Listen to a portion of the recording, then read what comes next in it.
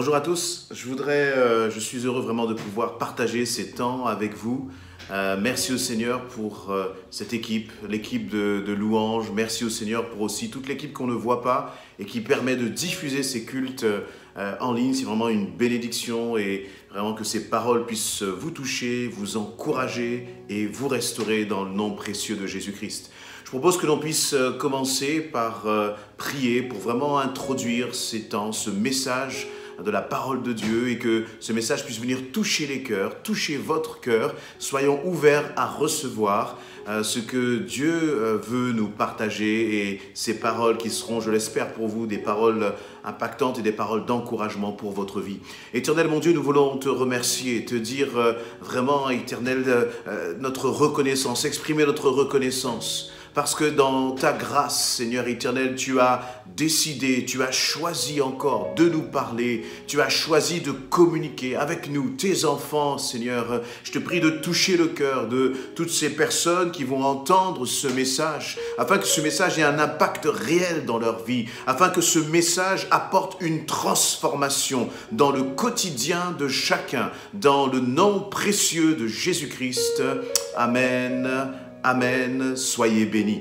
Voilà, j'aimerais partager avec vous ce matin un thème qui est extrêmement simple, c'est servir Dieu de tout notre cœur. Voilà, j'aimerais qu'on puisse méditer ensemble sur cette dimension du service, sur cette dimension de mettre notre vie, que tu mettes ta vie à la disposition de ton Dieu, tu mettes ta vie à la disposition de l'Éternel.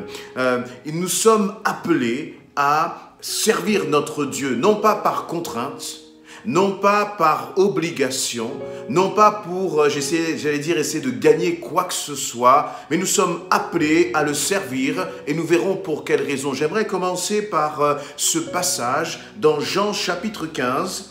Jean chapitre 15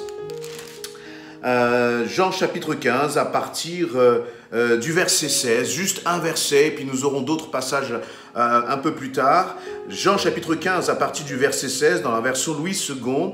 Ce n'est pas vous, et ça c'est Jésus qui s'adresse aux disciples, ce n'est pas vous qui m'avez choisi, mais moi je vous ai choisi, je vous ai établi, afin que vous portiez du fruit et que votre fruit demeure. Afin que ce que vous demanderez au Père en mon nom, il vous le donne. Voilà des paroles qui sont magnifiques et qui souvent réjouissent notre cœur. On a même des chants magnifiques qui reprennent ces paroles et qui disent « C'est Christ qui m'a choisi, j'ai été choisi, tu as été choisi ». Et parfois, eh bien, dans notre mentalité, dans nos façons de penser, nous nous arrêtons à cette première partie. J'ai été choisi et je me réjouis de cela et tu as tout à fait raison de te réjouir de cela. Mais le Seigneur dit qu'il nous a choisis pour accomplir quelque chose. Voyez, il dit, ce n'est pas vous qui m'avez choisi, mais moi, je vous ai choisi, je vous ai établi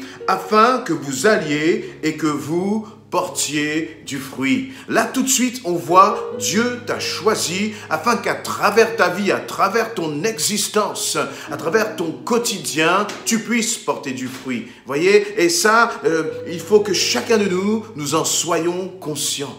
Nous avons donné notre vie au Seigneur, nous nous sommes engagés avec Christ. Peut-être que tu es passé par les eaux du baptême. Merci Seigneur pour cette action qu'il a entrepris. Merci Seigneur pour ce qu'il a fait dans ta vie, pour toi, personnellement. Mais il te dit qu'il t'a établi. Il t'a établi afin que, à travers ta vie, eh bien, il puisse y avoir des fruits. Et il n'y a pas de fruits sans travail. Pour porter du fruit, il va falloir labourer, il va falloir travailler, œuvrer, afin qu'à travers ton existence, Dieu puisse porter des fruits magnifiques. Tu as été appelé pour servir. Ta vie, tu vois, elle a été appelé et tu as été appelé afin que ta vie puisse bénir les autres, être un sujet de bénédiction pour les autres. Mais j'aimerais déjà, après cette courte introduction, mettre le point, un premier point qui est servir par amour. Voyez, il faut que nous apprenions à servir par amour. Le service à Dieu ne doit pas être vécu comme une contrainte. C'est comme vraiment une bénédiction. Là, je suis en train de vous parler, mais derrière le fait que cette prédication puisse être diffusée, que ce message soit diffusé, il y a toute une équipe. Il y a toute une équipe qui prend du temps, qui prend sur elle-même pour que vous puissiez être servis, toi qui entends ce message. Et le premier point, c'est cette dimension de service et d'amour. Voyez, on peut aller dans Philippiens chapitre 2, Philippiens chapitre 2 à partir du verset 20. Philippiens chapitre 2 à partir du verset 20. Et je vous invite vraiment aussi à ne pas hésiter à ouvrir vos Bibles avec moi en même temps pour que nous puissions suivre ensemble et que ces paroles, vous puissiez, j'allais dire, les ingurgiter, les digérer et qu'elles fassent un effet sur votre vie. Philippiens chapitre 2 à partir du verset 20. Alors, je vais lire très courtement, mais vous pourrez lire avant et après. Je n'ai personne ici qui partage mes sentiments pour prendre sincèrement à cœur votre situation. Tous, en effet, cherchent leur propre intérêt et non ceux de Jésus-Christ. Vous savez qu'il a été mis à l'épreuve en se consacrant au service de l'évangile avec moi, comme un enfant avec son père. Je vous donne un peu de contexte. Paul est en train de parler là de Timothée. Et il parle de Timothée à l'église de Philippe. Paul a quelques inquiétudes concernant l'église de Philippe. Il a le désir d'aller les visiter pour aller les encourager, mais il ne peut pas. Alors il parle de celui qu'il appelle comme son fils, Timothée. Et ce qu'il y a, c'est qu'il sait qu'il peut avoir confiance en Timothée. Servir nécessite une dimension d'amour et de confiance. Lorsque Dieu t'appelle à le servir, c'est aussi une marque de confiance que Dieu te donne. Voyez? Et Paul a cette même relation avec Timothée. Il dit qu'il désirerait bien sûr lui aller voir l'église de Philippe, mais il ne peut pas. Et comme il ne peut pas, eh bien le problème c'est qu'il n'a personne avec qui il peut partager ses sentiments, personne qui prenne sincèrement à cœur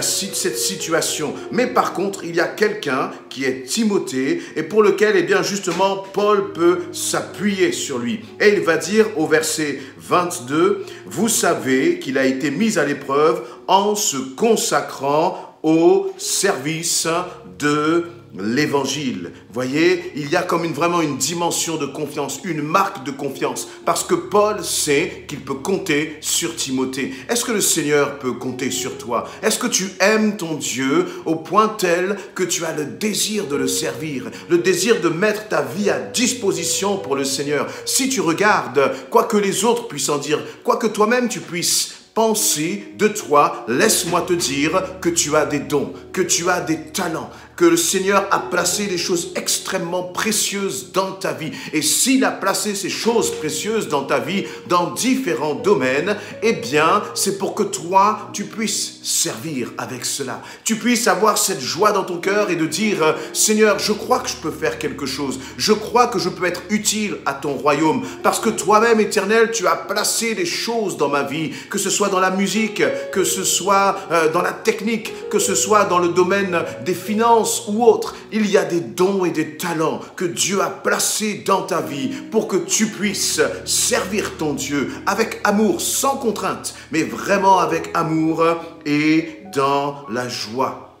Voyez, et j'aimerais qu'on puisse regarder un autre passage dans 1 Timothée, donc un petit peu plus loin dans votre Bible, 1 Timothée, chapitre 1, donc toujours à l'égard de notre jeune frère Timothée, où il nous est dit, 1 Timothée chapitre 1, à partir du verset 12, il est dit ceci, « Je rends grâce à celui qui m'a fortifié, à Jésus-Christ, notre Seigneur, de ce qu'il m'a jugé fidèle, en m'établissant dans le ministère, moi qui étais auparavant un blasphémateur, un persécuteur, un homme violent. » Voyez, j'aime ces paroles-là, je pourrais vous la donner même en français courant, où il dit « Je remercie Jésus-Christ notre Seigneur qui m'a donné la force nécessaire pour ma tâche.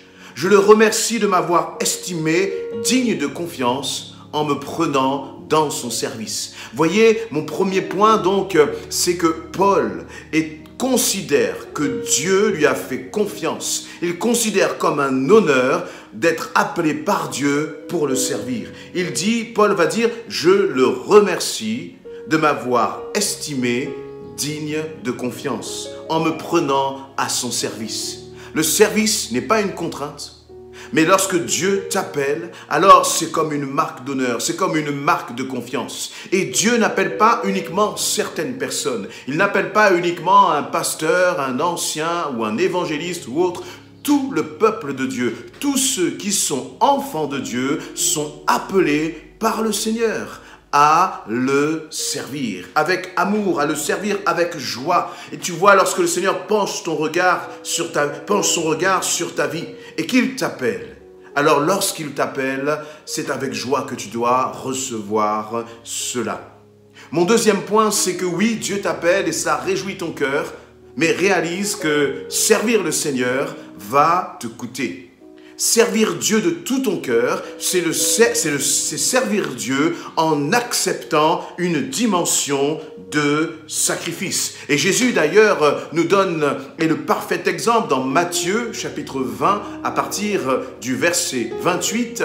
Jésus va dire ceci, « C'est ainsi que le Fils de l'homme est venu, non pour être servi, mais pour servir, et donner sa vie comme pour la rançon de plusieurs. » Vous voyez, Jésus va donc dire que lui-même est venu, pas pour être servi, mais pour servir, au prix même de sa vie. Et si on continue la lecture dans Jean chapitre 15, toujours vers les versets 14, 15 et 16, il va dire que celui qui est son ami, c'est celui qui a donné sa propre vie. Servir le Seigneur, servir Dieu, servir l'Église, servir les frères et les sœurs, eh bien, servir le royaume de Dieu nous appelle à payer le prix. Tu ne peux pas servir si tu n'acceptes pas de payer le prix. Et très concrètement, qu'est-ce que cela veut dire? C'est que Dieu ne veut pas ce qui est, j'allais dire, de nous, qui ne nous coûte pas, ce qui n'est pas superficiel. Voyez, Dieu veut ce qui coûte parce qu'il en est digne. Ce qui te coûte, c'est de ne pas servir Dieu seulement quand tu es en forme. Ce n'est pas seulement servir Dieu quand tout va bien. Ce n'est pas seulement servir Dieu quand tu as du temps. Mais ce que Dieu veut, c'est que tu prennes du temps pour le servir. C'est que même parfois, lorsque tu es fatigué, je crois réellement à cette dimension et c'est ce que je vis personnellement, c'est que je suis restauré, je suis fortifié et encouragé lorsque je sers le Seigneur avec joie. Et après le service, qu'est-ce qui se passe? Eh bien, je me sens restauré, je me sens vraiment profondément renouvelé. Et je sais qu'à travers cela, j'ai accompli ce que le Seigneur m'avait demandé. Et d'ailleurs, lorsque tu sers le Seigneur et que tu ne te sens pas capable de le faire, lorsque tu sers le Seigneur alors que tu n'avais peut-être pas les forces physiques pour le faire, mais tu t'abandonnes simplement au Seigneur, je t'assure, je te garantis que c'est dans ces moments-là que tu vas t'abandonner totalement au Seigneur. Et tu vas voir comment le Seigneur va t'utiliser et toi-même tu vas être émerveillé de voir ce que Dieu est capable de faire alors que toi tu pensais que ce n'était pas possible. Et c'est mon deuxième point, vraiment que tu puisses servir, mais servir d'une façon et réaliser que servir Dieu, cela va te coûter.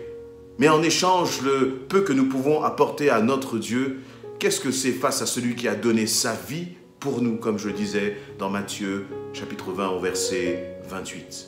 Mon troisième point par rapport à cette dimension de service, c'est que oui, le service peut nous coûter. Et parce qu'il va nous coûter parfois, eh bien, ça peut être difficile. Ça peut parfois même nous heurter. Parfois, lorsque nous servons, eh bien, nous pouvons être blessés parce que nous ne recevons pas peut-être une sorte de reconnaissance que nous attendions des autres. Peut-être que même à travers notre service, ton service n'est pas reconnu par les autres. Peut-être même que tu vas être rejeté. Peut-être que ton service, eh bien, va éveiller de la jalousie chez certains.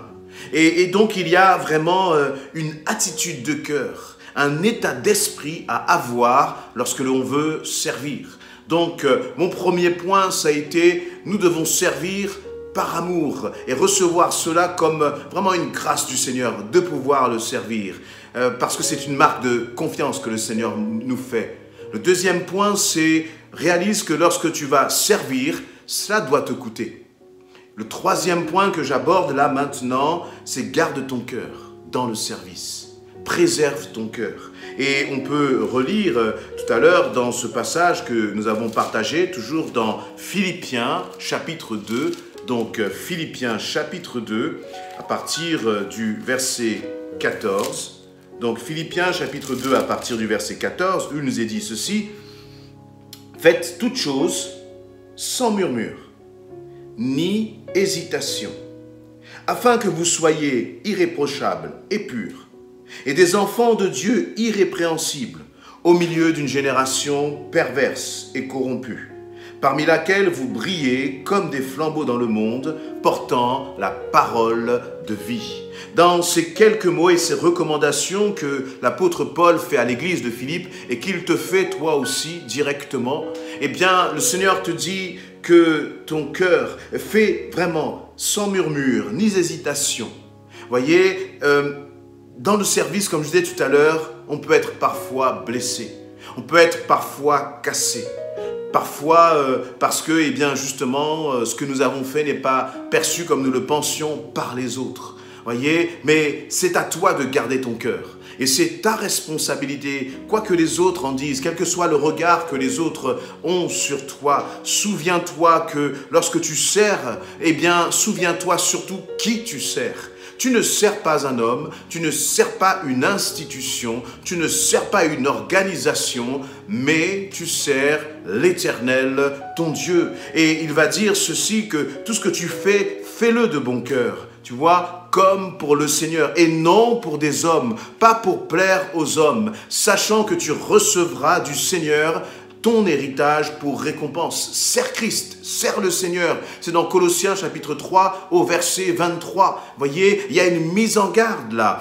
Sers le Seigneur. Lorsque tu commences le service, quel qu'il soit, autour de toi, que ce soit dans ton église, quelle que soit la chose que tu fais, premièrement, mets-toi en accord avec toi-même sur qui tu sers, quelles sont les motivations de ton cœur et avec quelle attitude de cœur tu dois le faire. Tu dois le faire de bon cœur. Ce que j'aime avec cette expression que Paul nous donne, c'est que faire de bon cœur, les autres ne le voient pas. C'est entre Dieu et toi, quel que soit ce que tu fais. Vous voyez, nous pouvons monter sur une estrade pour prêcher. On peut monter sur une estrade pour j'allais dire, chanter ou je ne sais quel autre service. Mais c'est à toi de régler tes motivations, les motivations de ton cœur et de t'assurer que les motivations de ton cœur, elles sont pures, elles sont saines et de te dire, je le fais de bon cœur parce que je le fais pour mon Seigneur. Et il y aura un héritage, il y aura une récompense. Et cette récompense, c'est Dieu seulement qui me l'accorde. Ce ne sont pas les autres. Bien sûr, les autres peuvent t'encourager dans cela. Et ça fait toujours du bien d'être encouragé. Mais de toute façon, quoi qu'il en soit, c'est à toi de t'attendre au Seigneur et au Seigneur seul. Et mon autre point, c'est que lorsque tu fais cela, tu protèges aussi ton cœur. Tu protèges ton cœur, j'allais dire, des piques, des remarques peut-être parfois acerbes, des incompréhensions que tu peux avoir autour de toi. Mais ces incompréhensions, j'allais dire, tu pourras passer outre parce que justement, dans ton cœur, tu sais et tu es déterminé à servir le Seigneur et personne d'autre. Et donc, c'est pour cela que, eh bien, il y a ces recommandations. Fais-le sans murmure. Fais-le sans murmure. Vraiment, quand c'est difficile, remets-toi devant le Seigneur et rappelle-toi, Seigneur, c'est pour toi que je le fais. Et vraiment, je veux que mon cœur soit gardé de toute rancune, de toute vraiment peut-être colère à cause justement des remarques que j'aurais pu avoir. Et je crois aussi qu'à travers cela, le Seigneur travaille nos cœurs. Il nous rend humbles aussi dans cela.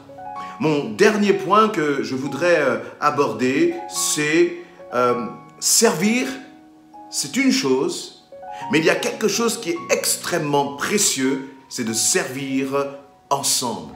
De servir ensemble. C'est tellement merveilleux et je pense que vous l'avez vécu et je vous souhaite vraiment de le vivre. Nous sommes appelés corps de Christ. Nous sommes appelés à servir ensemble. Il n'y a pas, j'allais dire un peu, vous voyez, ces hommes orchestres qui ont à leurs pieds le tambour, la cymbale entre les mains, la flûte dans la bouche et qui sont en train de jouer 10 instruments en même temps pour représenter une sorte d'orchestre. Ça n'a pas de valeur, je crois, devant le Seigneur. Ce qui est précieux aux yeux de Dieu, c'est lorsque toi et moi, ton frère et ta sœur, vous vous mettez ensemble pour ensemble servir le Seigneur. C'est tellement précieux, c'est tellement glorieux. D'ailleurs, si je vous cite des prénoms tels que Marc, Aristarque, Démas, Luc, Prisca, Aquilas, Urbain, Timothée, Philémon, Épaphrodite, toutes ces personnes-là, tous ces prénoms-là,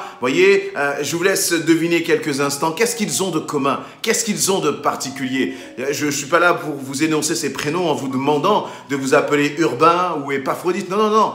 Les raisons pour lesquelles je vous cite ces prénoms, c'est qu'ils ont pour point commun que pour toutes ces personnes-là, eh bien, lorsque l'apôtre Paul va en parler, il va les appeler compagnons d'œuvre ou compagnons de service. Et c'est tellement, j'allais dire, une bénédiction. J'aimerais vivre du temps de Paul et qu'il y ait mon prénom Eddy, compagnon d'œuvre. Et je crois aussi que si tu aimes Dieu, toi aussi très certainement, tu aimerais être appelé compagnon d'œuvre. Mais dans ce terme compagnon d'œuvre, il y a la dimension, de œuvrer, bien sûr, de servir, et la dimension de compagnon, c'est-à-dire toi et moi, nous servons ensemble. Et c'est vraiment une joie, une bénédiction, c'est-à-dire d'affronter le service ensemble. Parce que dans le service, il y a une dimension parfois de difficulté. On commence ensemble, on ne sait pas si on va y parvenir, on ne sait pas comment est-ce qu'on va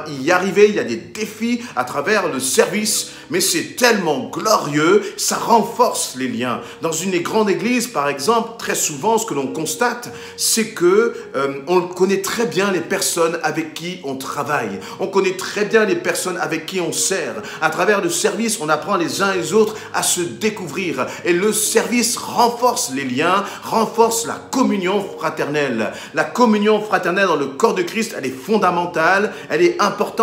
Elle se fait bien sûr à travers un repas, à travers un partage, mais elle se fait beaucoup à travers le service. Pourquoi? Parce qu'à travers le service, le Seigneur travaille ton cœur. Il travaille parfois nos personnalités. On doit s'écouter les uns les autres, s'humilier. Souvent, on doit, prendre en compte les caractéristiques des uns et des autres, les dons et les talents des uns et des autres. Considérer aussi peut-être nos propres faiblesses dans tel ou tel domaine et valoriser le frère, valoriser la sœur dans le service. Et je crois que ce point-là est extrêmement important. Servir Dieu, oui, de tout notre cœur, certain, mais ensemble. Et c'est vraiment une grâce. Et je crois que c'est ce que l'Église a été amenée à faire. C'est ce que nous sommes amenés à faire. Servir Dieu ensemble, au-delà de nos différences, au-delà de nos conceptions, mais le servir ensemble avec joie. J'allais dire transpirer ensemble avec joie. Vraiment s'engager ensemble afin que, l'avancement du royaume de Dieu ne soit pas basé sur quelques personnes qui s'engagent, mais que chacun de nous et tous ensemble, nous puissions nous engager. Et j'arrive là maintenant à ma conclusion. Est-ce que toi, tu es prêt à te lever et à servir ton Dieu? Ou est-ce que tu veux demeurer, j'allais dire, dans une position de spectateur? Dans le royaume de Dieu, il n'y a pas de spectateurs. Il n'y a que des hommes et des femmes qui soient prêts à s'engager vraiment pour son royaume. À dire, Seigneur, je veux te servir. Et c'est extrêmement important. À tel point que je crois que Dieu t'a appelé. Il a mis un appel sur ta vie, qui que tu sois. Parfois, on se projette très loin en se disant, j'ai un appel pour faire. Le seul appel que tu as, c'est de servir Dieu avec tout ce que ta main trouve à faire. Fais-le. Et petit à petit, tu verras que Dieu va t'orienter, il va te diriger, il va ouvrir des portes auxquelles toi, peut-être, tu ne t'attendais pas. Mais il va falloir que tu commences en faisant un premier pas. Et pour conclure, je terminerai donc par ce verset dans Ésaïe chapitre 6, à partir du verset 8, où il nous est dit ceci, où Ésaïe va dire « J'entendis la voix du Seigneur disant, qui enverrai-je et qui marchera pour nous ?» Je répondis, « Me voici, envoie-moi. » Et je crois que là, pendant que le Seigneur est en train de te parler, il dit, qui enverrai-je? Parce que la réalité, c'est qu'il y a des endroits, des situations, des contextes où il n'y a que toi qui peux aller. Il n'y a que toi qui peux servir. Parce que c'est toi qui connais un tel voisin, tel collaborateur dans ton travail ou dans ton église. Il y a toi que le Seigneur a donné ce don ou ce talent. Et tu es là en train d'hésiter. Peut-être que tu as été blessé et donc pour te protéger, tu veux rester, j'allais dire, loin de l'église, loin du service parce que tu as peur. Mais je crois que Dieu te dit et te pose cette question. Il pose cette question à tous. Qui enverrai-je et qui marchera pour nous? Et Ésaïe a eu cette réponse merveilleuse qui est de dire, me voici, envoie-moi.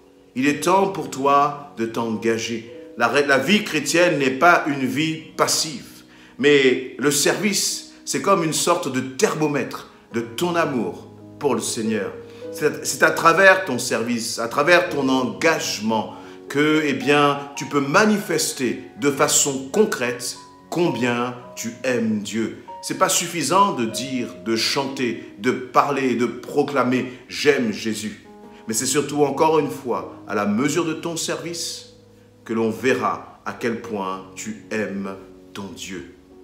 On dit souvent, et j'aime cette phrase qui dit qu'il n'y a pas d'amour, il y a des actes d'amour. Voyez, il y a des manifestations concrètes de l'amour.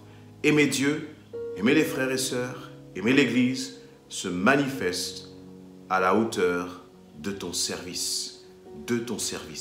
Et vraiment, si tu es un amoureux de Dieu, alors je t'invite vraiment à te lever et à prendre position et dire, Seigneur, je veux que ma vie serve, je veux que ma vie te serve, je veux que ma vie soit une source de bénédiction pour ceux qui sont autour de moi. Je vous invite à ce qu'on puisse prier ensemble dans ce sens, là où nous sommes, qu'on puisse vraiment fermer nos yeux et réaliser premièrement que tu as de la valeur. Quel que soit ce qu'on t'a dit, ne crois pas que tu es inutile, ne crois pas que tu ne sais rien faire. Ça, ce sont vraiment des mensonges du diable. Ce sont tes pensées parfois qui te trompent. Mais aux yeux de Dieu, tu as de la valeur, tu as de l'importance. Et Dieu peut impacter à travers ta vie. Et Dieu ne le fera pas sans toi. Il a besoin de ton accord, il a besoin de ton approbation. Alors, et peut-être que toi aussi, tu es épuisé dans le service. Cela aussi, ça arrive assez souvent. Tu es épuisé, tu as besoin d'être renouvelé, tu as besoin d'être restauré. C'est pour ça que cette dimension de servir de bon cœur, il y a un moment si tu sens comme de l'amertume, il y a un moment si tu sens comme que tu fais les choses plus par obligation.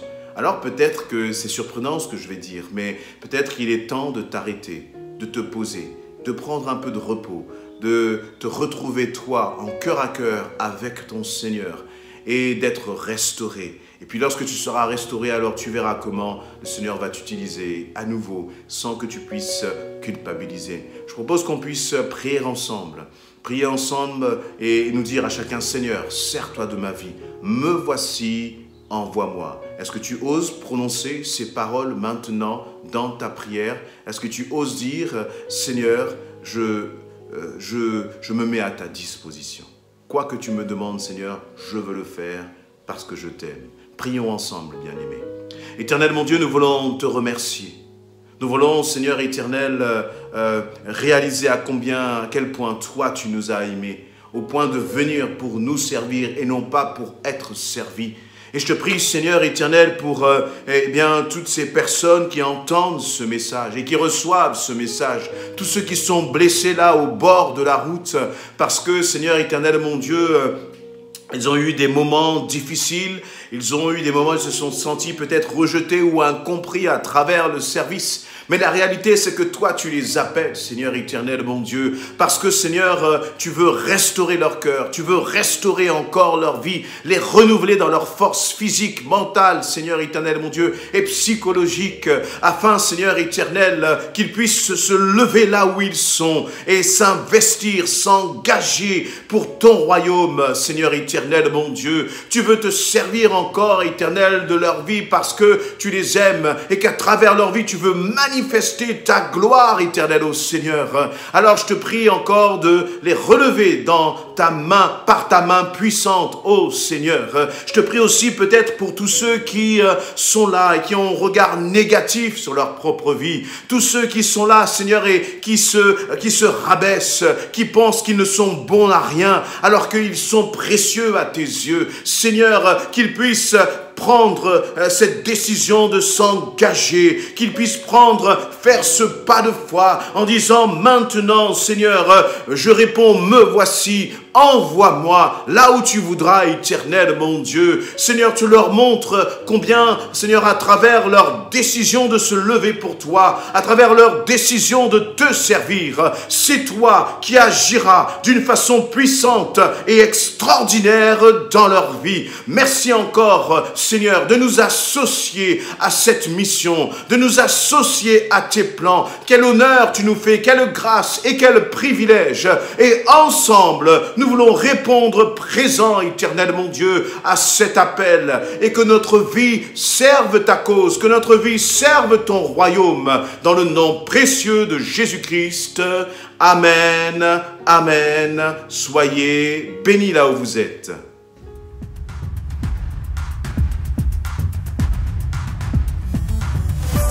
Seigneur, merci pour ta grâce. Merci pour ta grâce qui ne faillit pas. Merci pour ton amour parfait. Alléluia. Oh, oh, oh, oh.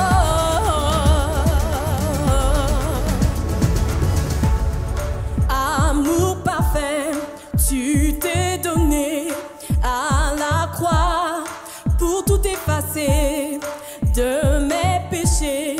Tu t'es chargé sur le bois. C'est par ta grâce seule que je suis pardonné. C'est par ta grâce, Seigneur. C'est par ta grâce seule que tu m'as racheté. Oh, oh, oh, oh. Merci pour la croix, ton amour pour moi. Oh, oh, oh. Ta grâce ne faillit pas.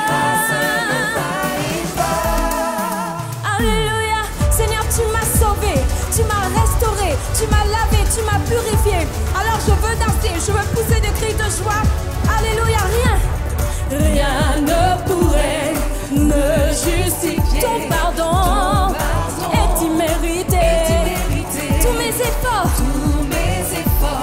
ne suffiraient à me sauver. C'est par ta grâce, que je suis sauvé, que je suis pardonné. C'est par ta grâce seule que tu m'as racheté. Oh, oh, oh. Alléluia, alléluia. Merci pour la croix, ton amour pour moi. Oh, oh, oh. Ta grâce ne faillit pas.